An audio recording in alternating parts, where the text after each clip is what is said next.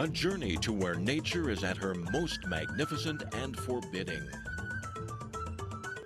To mysterious places where dazzling and diverse cultures flourish.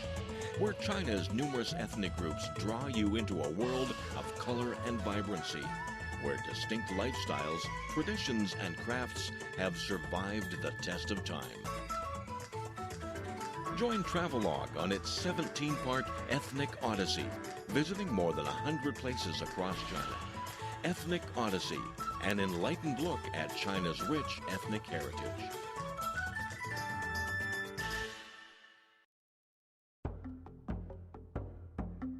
In this episode of Travelogue, we embrace the bitter cold and wash it down with some spicy kimchi to give you a taste of life with the Korean minority.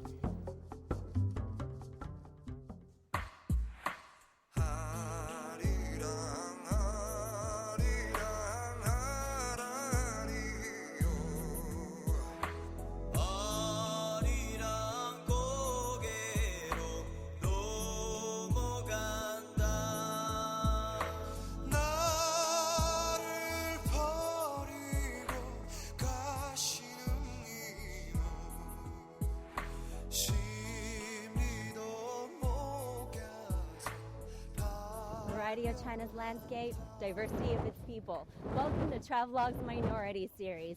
안녕하세요. That's how you say hello in Korean, and that's going to come in handy for later. We start our journey in a small, quiet, traditional Korean minority village, and we're about to make our journey into their lives.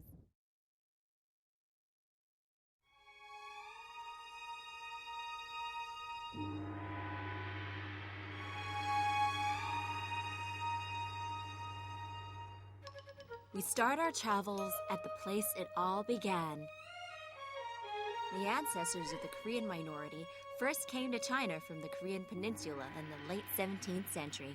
But it was not only until the 19th century that large groups of migrants arrived and settled in northeast China. At first, it was to avoid oppressive feudal landlords in Korea, but later, famine and warfare launched by Japan eventually became the main reason. The Hailanjiang is a place of tribute, and in the old days, the place where Korean migrants first crossed before settling down. And once they settled, they built houses in the traditional Korean architectural style still seen today. More fortunate households would tile their roofs, while the less financially sound would have thatched straw roofs. Personally, though, I think there's a certain nostalgic appeal about a thatched roof. Chances are, if you visit a traditional Korean minority village home, you'll probably spot bunches of red-hot spicy chili drying outside in the sun. The Korean minority has a soft spot for spicy food. I'm not complaining. Kimchi is one of my favorite. But before you can get to the food, you need to find the door in. In these traditional homes, the doors look the same as the windows, so sticking your head in for a peek might prove to be quite the challenge. Once inside a traditional home, don't be surprised if you find tools that date back and large earthen pots filled with kimchi. Another great piece of equipment are the old water pumps that lead directly to the underground wells. The indoor water supply must come in especially handy over winter.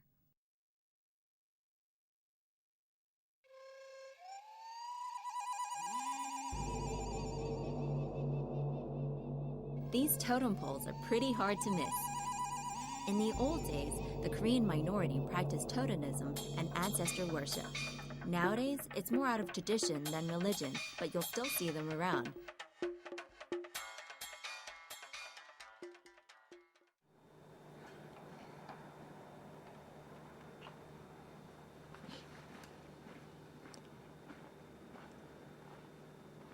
I'm not entirely sure what these structures are, but if it's the same as the Mongolian Albao, I'd best place a rock on the top and make a wish, just in case.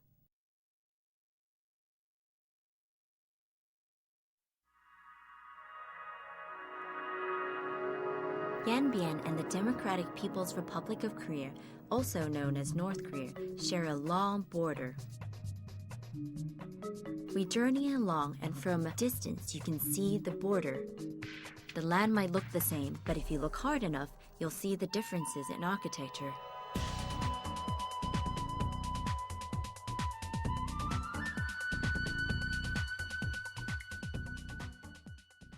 It might just be a line, but there is so much significance here. And what better way to capture the moment than with a picture to take home to your family and friends?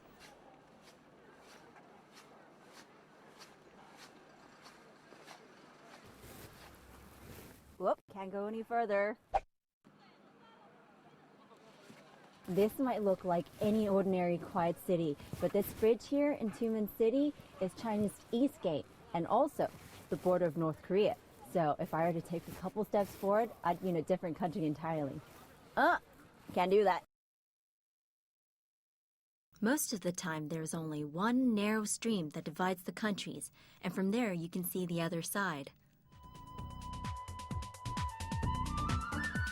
People from the two nations, China and the Democratic People's Republic of Korea, can go into the river, but they aren't allowed to go into the other nation's bank. The river is common ground. The same bridge looks different on its respective side.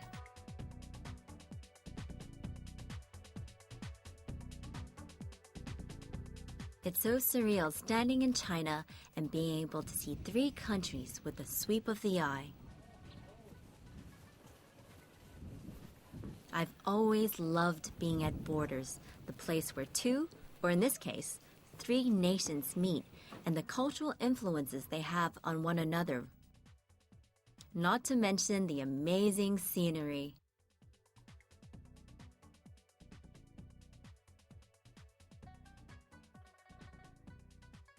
If I look down, I see traditional Chinese architecture, and right in front of me, Russian-style homes. They really are close by, and there's a saying here in Fangchuan, a rooster's morning call will wake up your two neighboring countries' villages.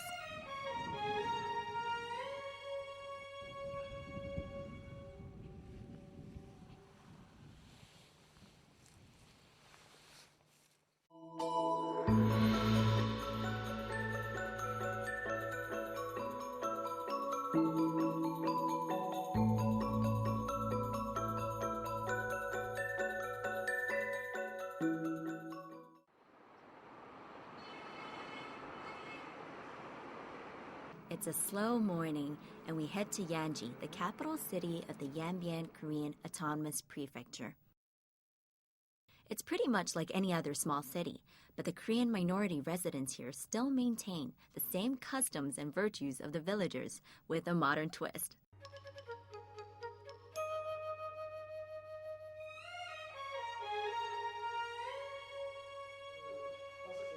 Hello, cutie.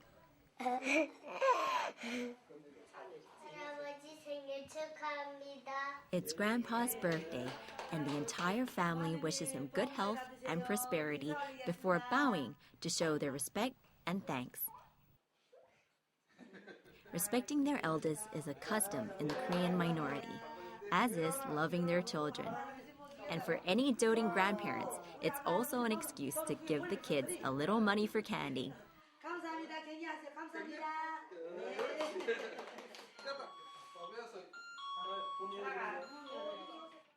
It's not every day that I get to visit and befriend a Korean minority family, so you can imagine how excited I am to get in. Always remember, though, to take off your shoes. You'll probably never see a dirty Korean home. It's customary to keep a clean house, and floors can be swept several times a day.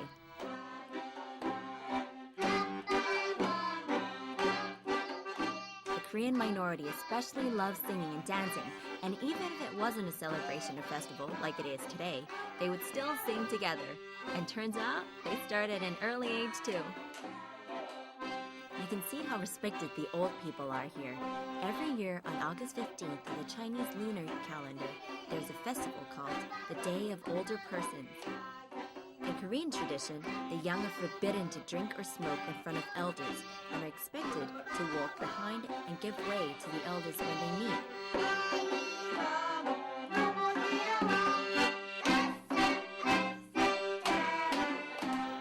Korean minority family, the eldest son will support his parents forever, and a person who doesn't loses respect in the community. But that's not a worry with this family.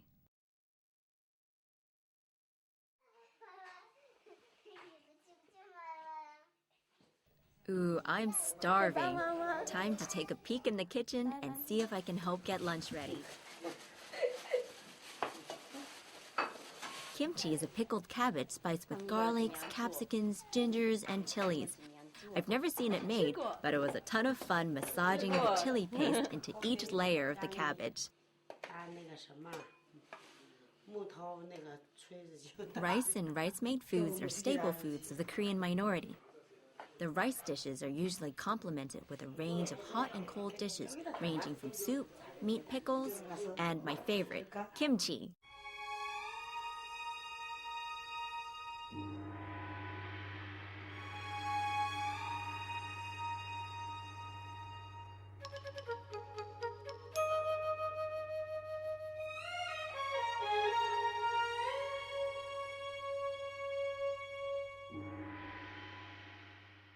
Dakao is made from powdered rice mixed with water to create a paste. It's then beaten with a mullet to make it more elastic and give it that sticky, chewy texture. It's the men's job to beat the dakao, and to spread out the work, two men work together. The Korean minority are known for their team spirit, and these two work perfectly in sync to beat the dakao into the cake paste the Korean minority loves so much.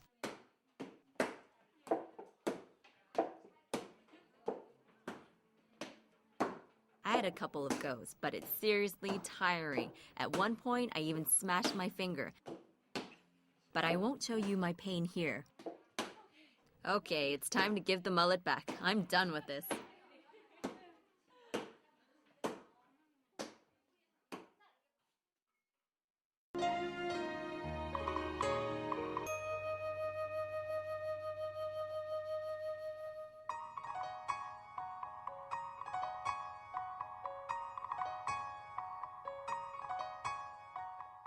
The next day, we traveled to the town of Wangqing to meet with a fourth-generation master of elephant trunk hat dance.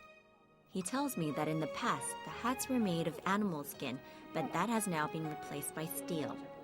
And the beads on the hat are from a Korean tradition of using colors to represent youth. And now for a little lesson. Okay. 1, 2, 3. Hey, it's not turning very well. 对了，圆圈，对了，对了，会摇了吧？会了。就这样就行。How's that? But before I ruin the dance for you, this is how it should be done. It's rare to see an outdoor performance smack in the middle of winter, but we were lucky. The elephant trunk hat dance is the highlight of the dance series performed to celebrate harvest time.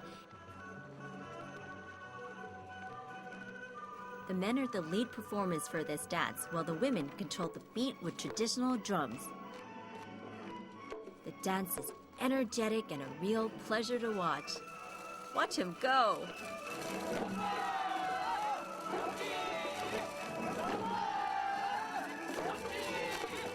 A ribbon is attached to the top of the hat, and the men use their heads to swing it around themselves and their dance partners.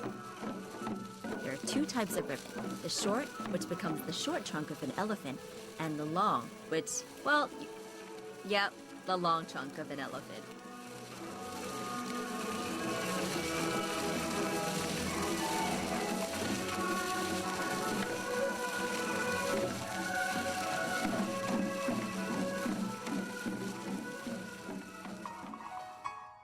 This dance is almost hypnotic, and it's not enough to watch it just once.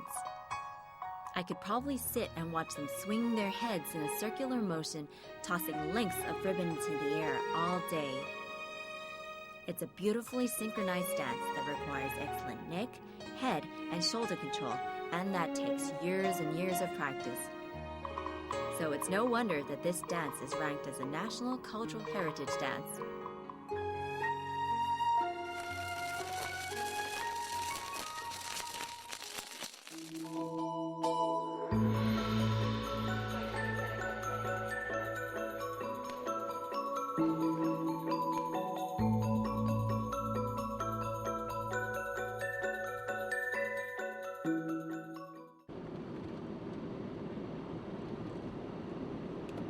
Back we go to the city of Hongchun.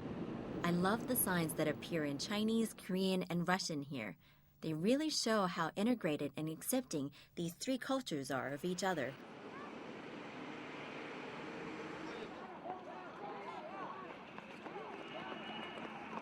We travel to Korean Minority Middle School to see the place where young minds are formed and young athletes begin their training.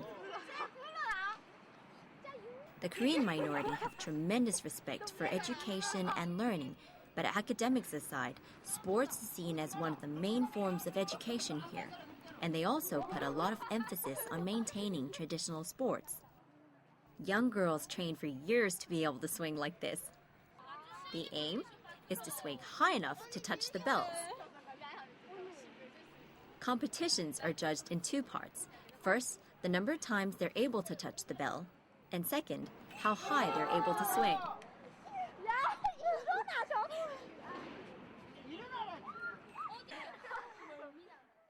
And amongst the traditional sports, the worldwide favorite sport of football is also especially loved here.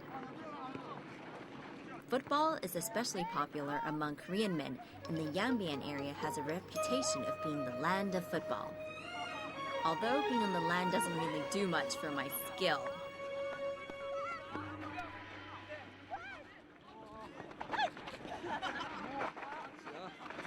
They're not giving the ball! Turns out these middle school boys can still dance circles around me. What a pity.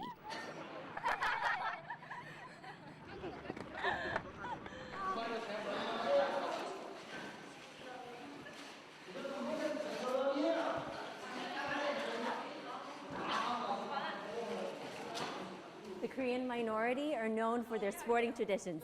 The boys in soccer, and while the seesaw and the swing are for boys and girls, the girls specialize in it.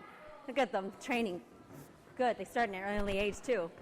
The cameraman has a go, but he's a little too heavy for the girls to lift. Let's see if I'll do any better. I can. Okay. 1, 2, 3.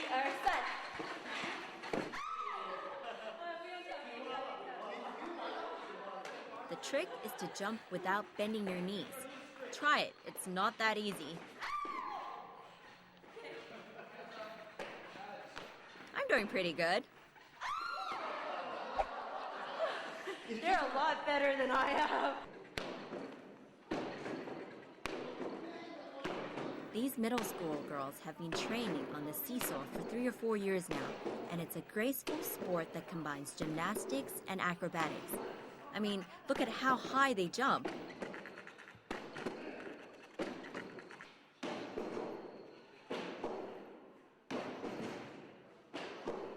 The girls use props such as fans, ribbons, and hoops to turn the sport of seesawing into a jaw-dropping performance that combines strength and flexibility. As a kid in school, we used to just sit on the seesaw, but here, art is created.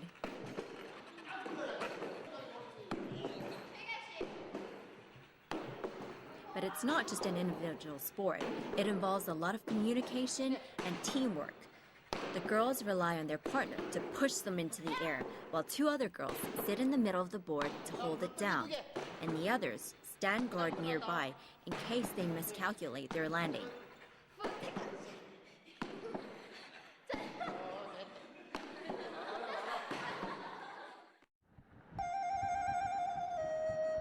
And we're on the road again.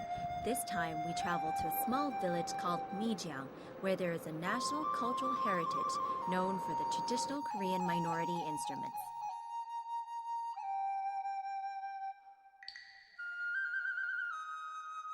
It's a small, peaceful village, and I meet 2 Han Chinese girls who tell me that they're going to a class that practices traditional Korean minority instruments. I ask if I can follow along, and they said yes.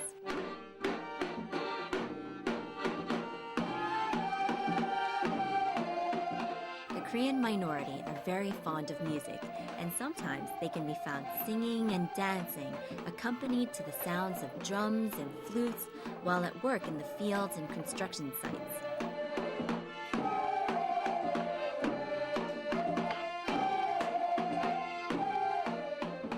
They might not be at a field or a construction site, but this get-together is a mix of people, old, young, Korean minority, and the two Han Chinese girls who have told me that they play these instruments because they enjoy the sound and beauty of the music.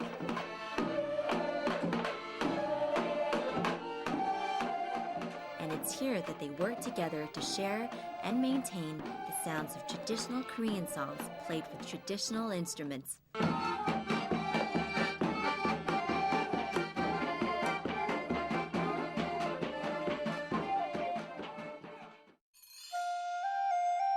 In the winter, it gets pretty cold up here, and by 4:20 p.m., it's usually pitch dark.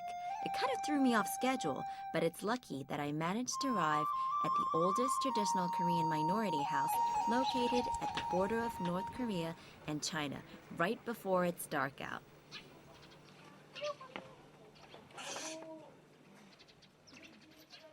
And judging by the sound of the commotion inside, just in time for dinner preparation. Nothing like a warm fire when it's cold out. This indoor fire is a traditional stove, and it's nothing short of miraculous. Meals are prepared quickly and easily, which was really important for the farmers in the past. Throw in some rice garnished with corn kernels, pour in the water, and wait for it to cook. Sounds easy enough, but now for the more complicated part. Dajiang is a delicious dried bean cake that's mixed with water to form a traditional bean soup eaten at every meal. It takes about a year before these cakes are dried and ready to be used in the kitchen, but trust me, it's worth the wait. In the Korean minority customs, both children and the old are loved and cherished. Family life is a really important part of their culture, and each year there's even a festival to pay respect to the old. While the cooking is being done, the house is heated at the same time. It's such a great way to cut wastage and conserve energy. 3 meals cooked on these stoves will keep the entire house warm throughout the day.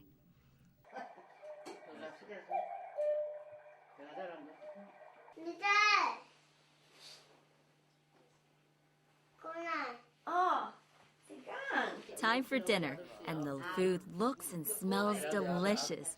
I love Korean food, and there's nothing like a home-cooked meal and some great conversation.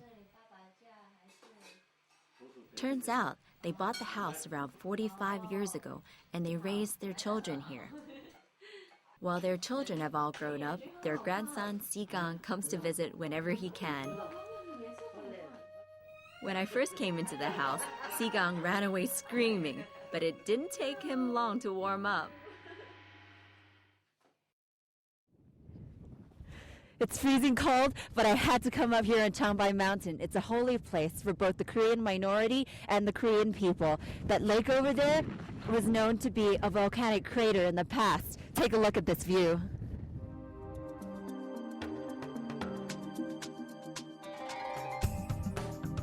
And it's a spectacular view.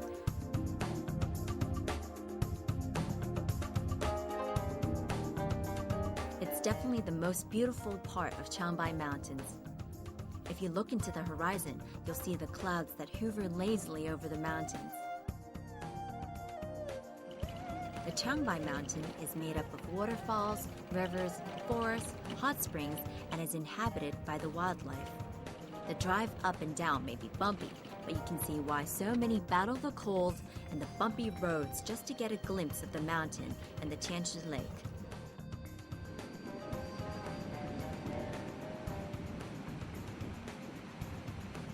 You can get to the Changbai Mountain by traveling to the capital city of Yanji and then driving up to the Erdahaihe County. And if you'd like to spend a few days up in the mountains, surrounded by beautiful scenery, you can even camp out or stay in the luxurious lodges. The Korean minority placed a lot of importance in upholding their traditional morals and values, such as respecting their elders, loving their children, and teamwork in sports. I've had such an exciting time being a part of their lives, and I hope you have too. Join me next time on Travelogue. I'm Michelle Lean. Annyeong! Oops, I meant annyeonghae. That's bye. The cold must have gone to my head. I'll see you next time.